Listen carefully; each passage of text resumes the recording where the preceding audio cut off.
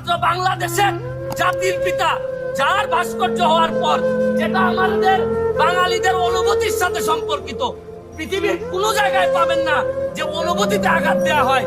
আরে আমাদের মহানবী মুহাম্মদ মুহাম্মদ সাল্লাল্লাহু আলাইহি ওয়াসাল্লাম তো কোনোদিন ধর্ম প্রচার করতে গিয়ে কারো অনুভূতিতে আঘাত দেন নাই। আর এরা এখন সামান্য এই 2 দিন আপনারা দেখবেন খেয়াল করে, আমার কাছে মনে হইতেছে, আমি জানি না আপনারা এটা বিশ্বাস করবেন কিনা, আমার মনে হইতেছে যারা মূর্তি এবং ভাস্কর্যের বিতর্ক যারা শুরু করছে, এরা হচ্ছে গিয়ে রাজাকার, আল বদর, আল শামস যুদ্ধাপরাধীদের এরা আত্মা ভয় করছে এদের উপরে। আল্লাহ, ভাস্কর্য বিরোধী আন্দোলন এটা তাওহীদ এবং শিরকের আন্দোলন, সব শিরকের সংঘাত ছিল।